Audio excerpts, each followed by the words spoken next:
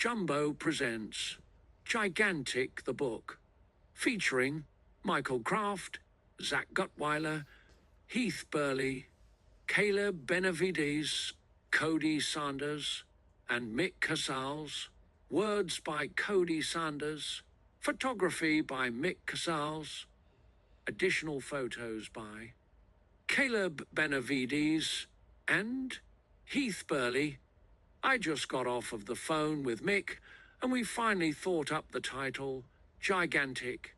We've been racking our brains for weeks trying to find the right one that summarizes the trip.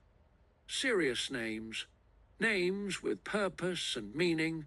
We eventually gave up and started joking around and laughed way too hard at gigantic because it's just another word for jumbo. Once we started laughing at how silly the idea was, I knew it was right. 'Cause that's the whole point. The entire goal of any of this is to achieve that kind of response. Joy, laughter, happiness. Jumbo was never meant to be anything but a good time. It was just a type of a yearbook for the boys, a place to keep the memories. I mean, of course, I tried to make some decent content that might be watchable to other people as well, but at the end of the day, the goal is to film life on a Saturday and a couple of trips. I wanted to capture genuine moments if I could. Whenever something happens that isn't forced, that brings me great joy, I'm going to use it.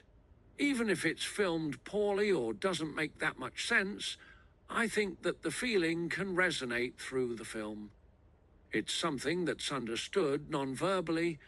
It's still fresh on my mind, so I might be suffering from recency bias, but I'm pretty sure this was the best skate-related trip of my life.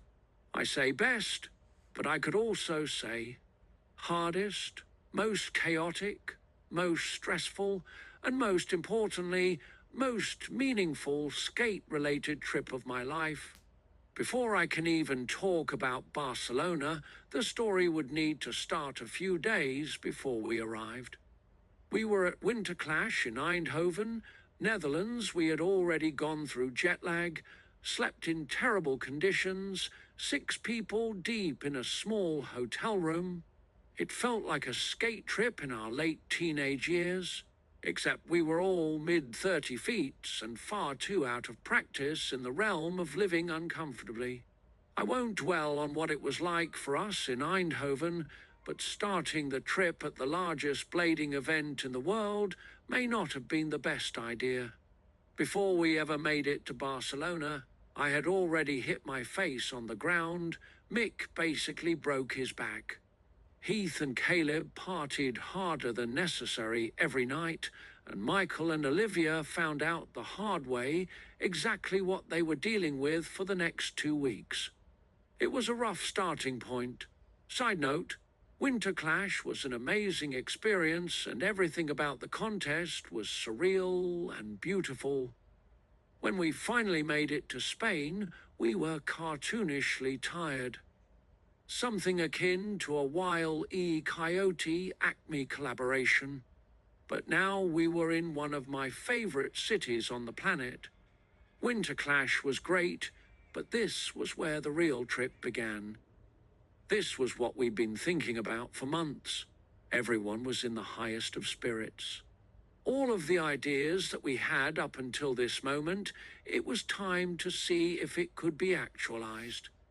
We had 5 days as a group to make it happen. Our first day went smoothly enough. We found our Airbnb. Zach and Beacom arrived from the US. We finally had all the missing pieces in one place. The band was back together again, my rotten soldiers, my good time boys. Whenever I think of Barcelona, I think of perfect spots.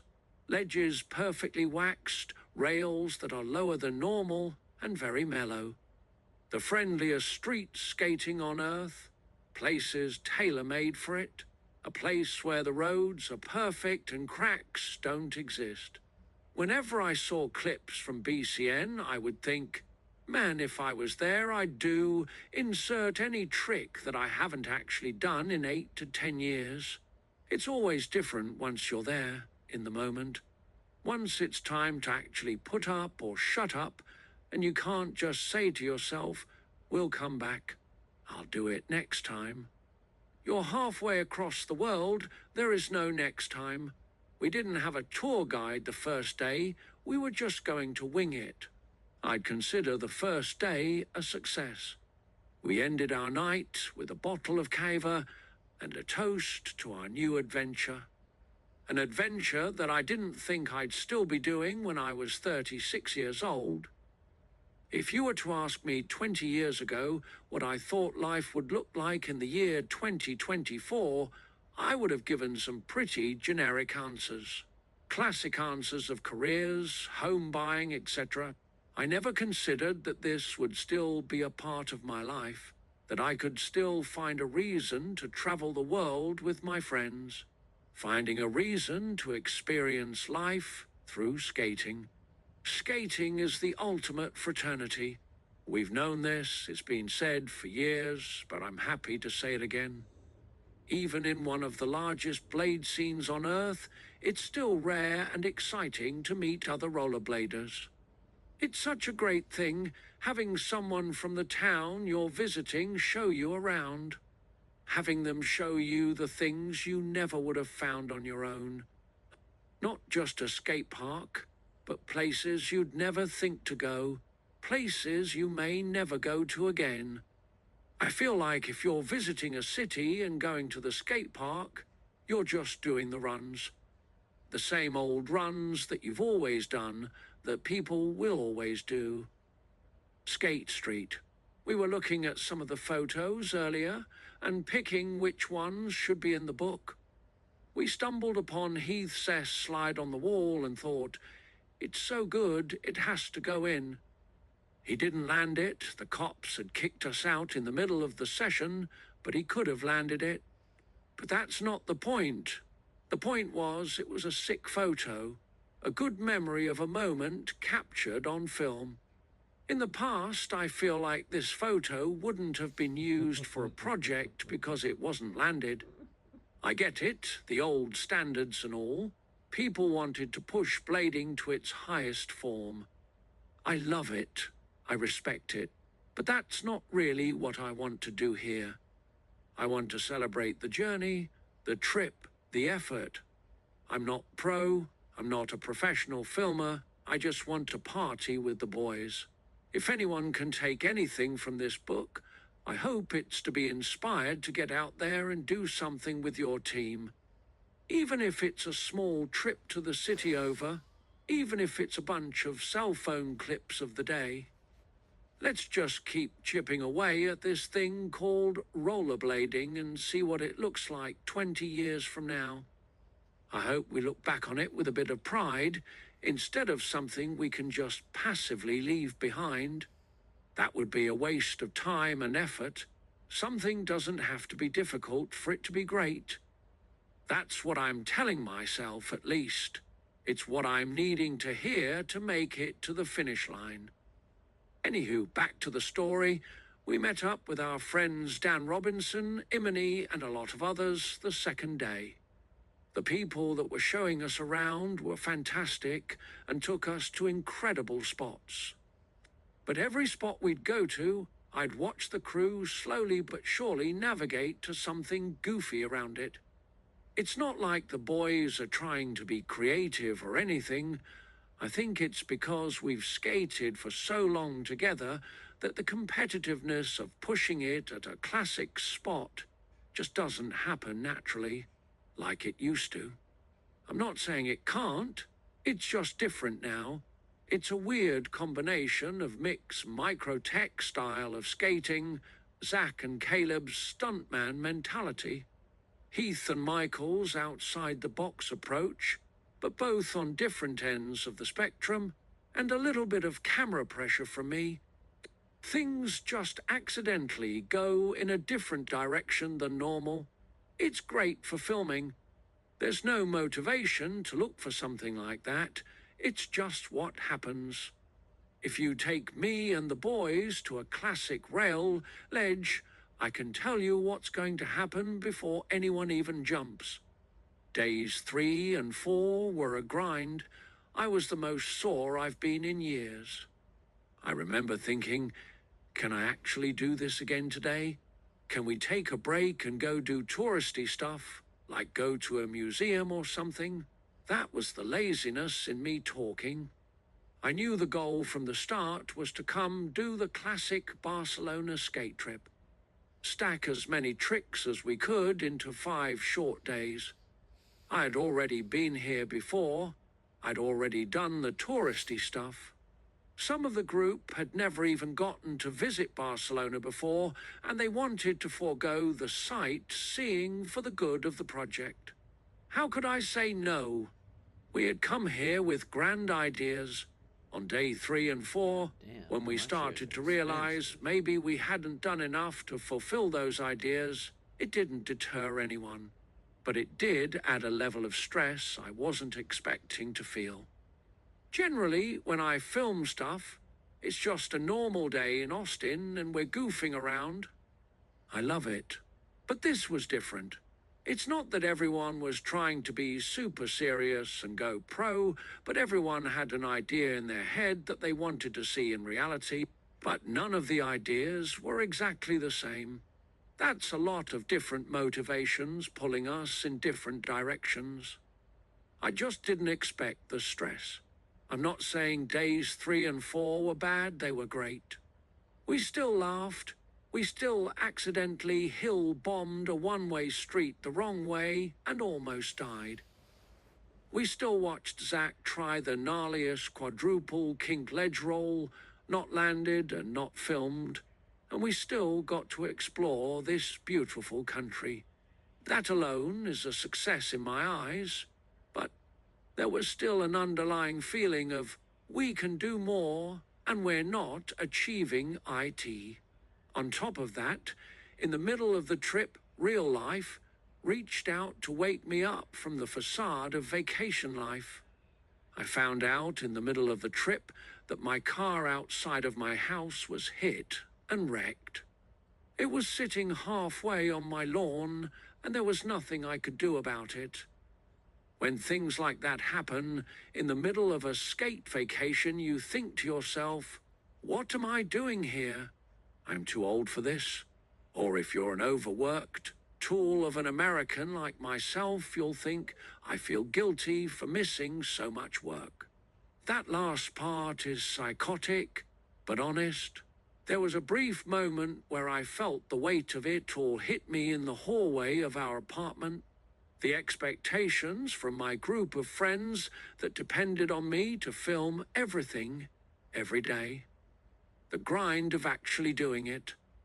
Is my girlfriend that came on the trip having a good time? Is my job mad at me? What am I going to do about my wrecked car? Is my dog okay? I'm running out of money. Moments like that, if you navigate them incorrectly, can change the trajectory of the trip. It can change your attitude and affect everyone around you. You'll find a way to talk yourself out of the plans you've made. You start asking yourself, what's really important? Moving the goalposts. In cases like this, I'm lucky to have the friends that I have. When that tidal wave of outside influence hit me, it was my friends that pulled me back to reality. All of those things are going to exist whether we're here or there. Live in the moment. Don't give up, don't go home early, finish the journey. Having fun is hard work. Big trips like this come at a cost, not just financially, but emotionally. We usually only see our friends when it's time to go out for a few hours and have fun. But to travel the world with them, live day to day, experience ups and downs together, that's a whole other beast. When you get back home after something like this, you're battered, bruised, psychologically drained. All of your friendships feel different. You changed a little, but for the better, I hope. Fast forward to day 5, Mick, Heath and Caleb are going to Amsterdam tomorrow and the rest of us are staying in Spain. That means it's their last day for real filming. I'll always put real in quotation marks because I hate the idea of real filming. Everything can be a clip if you do it right, if you film it right, present it right. I hate the old pressures and mindsets that went into classic videos. I love that they created high standards and goals for us to reach, but I also don't think that tiny box of predetermined expectations fits with skating in 2024. Speaking of expectations, I'd say this was the day we'd been waiting for. This was the day where everyone squeezed the juice out of the session. It was a marathon. No one quit until the very last person got a clip. In the moment, it was exhausting, but looking back on it, I'm proud. I kept seeing the boys do big tricks. After over a week of everyday hell, they kept reaching. I kept saying on camera, "That's it. That's the last trick of the trip," just to watch someone else on our journey back find another gap or spot. Day 5 was what we'd been wanting the whole time. It just took a little warming up. Day 5 was when everyone was fully acclimated to the time change. The cardio it takes to skate several miles every day from spot to spot and keep jumping and, in my case, getting used to what it was like to skate scary, unfamiliar spots again. Shout out to Day 5. I'm happy we got to see you, even if it was short-lived. That was a day we felt good about. That was how you end it, giving it all you got. It definitely didn't turn out like we'd hoped it would, but it never does. At the end of any project, you set your sights high, but usually just end up using what you got. And this is what we got. Prologue. Thank you for checking out the book and supporting Jumbo. Skating can be anything we want it to be, but it can be so much more than what it currently is. Let's change it. Let's do this forever. The party never ends. Love you all. Cody Sanders.